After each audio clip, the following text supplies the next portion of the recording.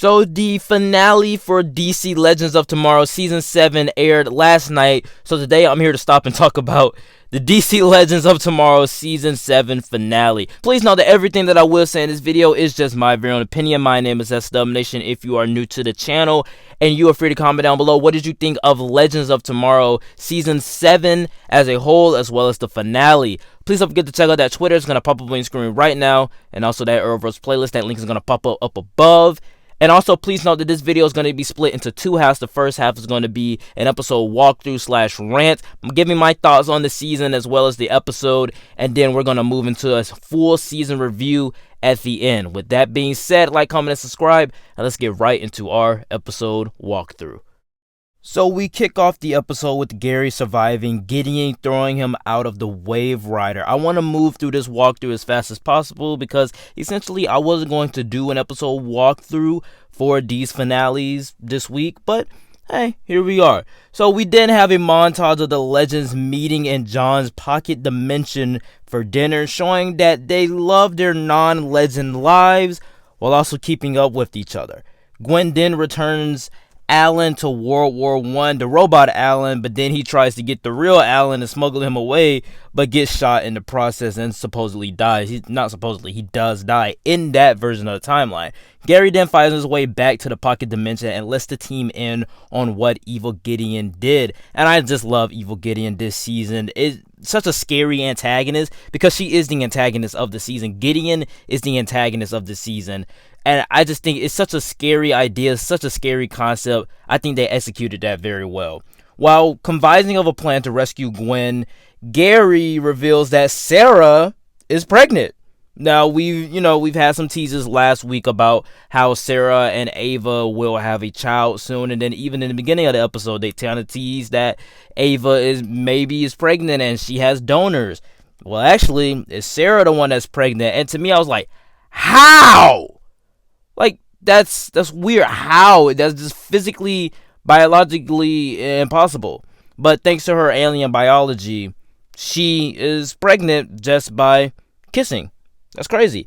In 1917, the Legends meet up with human Gideon, so Astra and Spooner, because there's something going on with this human Gideon as of this moment, mainly because of the AI Gideon kind of persuading her a little bit sideways. So Astra and Spooner goes after her on the Wave Rider to try to get her back on our side, and just conflict ensues. But I actually think that it's natural for Astra and Spooner to go after this Gideon, because throughout the entire season, those three have been together. In the beginning of the season, those three were together trying to make it to New York to meet up with the other Legends. So I think it's only right that these three kind of take on the Evil Gideon together.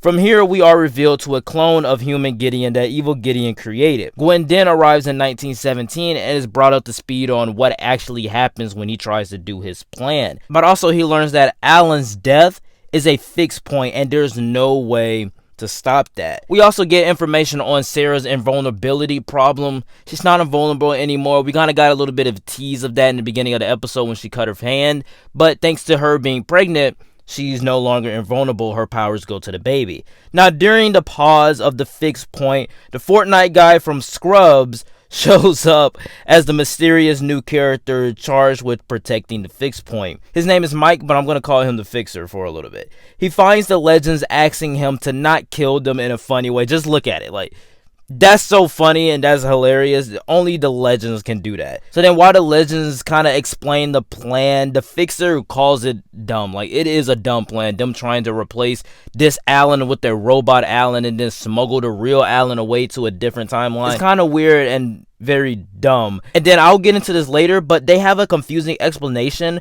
for why and how you can fix the fixed point. In my opinion, it was very confusing. Now, in an effort to save Astra and Spooner, human Gideon accidentally makes clone Gideon self-destruct, the Wave Rider thus killing the evil Gideon, but by using the Arrowverse's version of chaos magic. Astra rebuilt their Wave Rider in the temporal zone and lands it back in 1917. Mike, the Fixer, then steals the Wave Rider, blows up Gwen's time machine, and blasts off into I don't know where he went. Now, in the heat of war, Nate saves Alan Hacksaw Ridge style, but at the cost of his steel powers because he hit mustard gas. Like I said, I'm going super fast through the walkthrough of this episode. My apologies if I'm going too fast. But Nate then leaves the Legends this is at the end of the episode, guys. Nate then leaves the Legends to live in the totem with Zari 1.0, essentially showing that Nick Zano is leaving the show. Again, I just think that's poorly executed, just like how they did Ray's exit. There was no lead up to that. Yeah, we had one episode and some lines of dialogue about him going to move in with Zari and him being scared about moving in with Zari and him learning about the ancestors and stuff like that. Yeah, we've had dialogue of that. Yeah, we had an episode dedicated to that. At the end of the day, there was no setup to make it feel like, oh, well, this is his end. This is his end time with the Legends. Because if you want to use what they did in last week's episode with, the Legends retiring, then you could have done that with any Legend then. It didn't have to be with Steel. It could have been with Gary. It could have been with Gideon. It could have been with Astra. Any Legend could have retired. Steel, on the other hand, as a character whose name is Steel and he doesn't really use his Steel powers as much, they didn't really do a whole lot to make me feel like, man, I'm so sad that he's gone. I wish they would have done more to make me feel like this is a final exit for the character. In fact, it just comes off as, oh yeah, let's just write a reason why Nick Zano can lead the show. He runs into battle and then he runs into mustard guys. What? That makes no sense for Nate's character to just run into mustard. Like, I get it, the bomb went off in front of his face. I get it. At the end of the day, though, like, it's such a weird thing to have him leave the show in the season 7 finale with no setup. That's my main point here. Mike then returns with the Wave Rider and rats the Legends out to some sort of time police. This shows that they're about to go to the time jail for time crimes. And they reveal that this character, Mike, is Booster Gold. I like Booster Gold as a character. I don't know too much about him, but I just love his personality. I can't wait to see what they do with him inside of Season 8. Again, leaving a cliffhanger for Season 8. End of episode. So that was it for the rant/walkthrough of the finale of DC Legends Season 7. Comment down below, what did you guys think of the finale? And with that being said, let's get right into the review, starting off with the good. And the good thing that comes to mind here is that after whatever Season 6 was, I wasn't that excited for Season 7. In fact, I missed the premiere because I fell asleep, and then I binge watched all 12 episodes before the finale, and I really, really enjoyed this season. The episodes are so much fun, but also flow together well. I think a real standout here is Gideon. She was such a delight because we finally get to see her in human form for a whole season. She has this naivety that just makes her so charming. She reminds me of how Wonder Woman was in her first film. I love the way Gal Gadot played that character. I think this actress played Gideon so just with such a charm to her that I really did love, that made her seem like an actual child. Again, Legends continues to keep the show fresh by introducing new ideas that constantly makes the scenarios unpredictable. This season, in my opinion, is a blast that actually mixes the time travel and the weird, fun situations together. This season also reintroduces Matt Ryan as a new character named Gwen Davis, the man who invented time travel, which I thought he was just wonderful. Matt Ryan playing this role, you feel the heartbreak and you feel the tragedy of him losing his significant other, and you really feel that. Anytime they bring up Alan's not coming back, you can just feel the pain in his heart that he feels that, man, I'm not going to be able to see this person that I love so much again. I'm never going to see them again. And you feel that pain. And I think Matt Ryan does a perfectly good job carrying that on his facial expressions. I also got to bring up the W Robot Legends plotline. Now, while it is very short, it does kind of connect a little bit to the alien stuff with Bishop in Season 6. I do got to say that they did a very good job with the robot plotline. They didn't make it too long. They didn't make it too short. They had them in there to round out the Bishop plotline, and I think all of it worked together for me. This season makes me very excited for Season 8.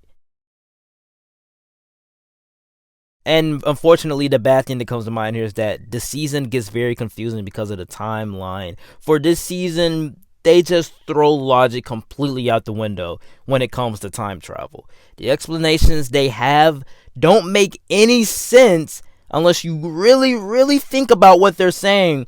And also, they just say words like fixed point and paradox, and saying those words don't make you sound smarter, so you can trick the audience into thinking that you know what you're talking about. The logic of this season and how the timeline works, like killing Thawne. Yeah, Thawne is inside of the season. They killed Thawne in the episode that he's introduced, and he's like the protector of like this fixed point. And then they use like the robot Nate to be over the fixed point. They like killing Thawne literally when Thawne is in season 8 of Flash. Like, they even connected because he doesn't have his speed anymore inside of this season. Killing Thawne another time feels so weird and just poorly written, along with the rest of the time travel stuff that happens in this season. In conclusion, DC's Legends of Tomorrow Season 7 was a huge step up from Season 6. I found myself laughing at whatever wacky adventures the Legends were on that episode. Case in point, that reality show in hell episode, that was my favorite episode by far of the season. I loved that episode. It was so hilarious, so much fun. The inclusion of Gwen and the robot Legends and human Gideon just kept this season fresh for me, and it felt like every episode they were doing something different, and it was entertaining. It wasn't like how Season 6 was, where they're doing something that has an interesting concept, but they just don't execute it very well. This season is great. I'm going to give Season 7 a B+ and an 8.5 out of 10. And it's not the best Legends season, but I definitely can tell you that you can wait to watch it on Netflix because it actually is pretty entertaining. Alright guys, that is it for the review/rant. Please know that everything that I did say in this video was just my very own opinion, and you're free to comment down below. What did you think of DC's Legends of Tomorrow Season 7 finale, as well as the season as a whole? Please don't forget to check out that Twitter that's going to pop up on your screen right now, and also that Arrowverse playlist. That link is always in the description. With that being said, guys, like, comment, and subscribe, and I will see you all next time. Peace.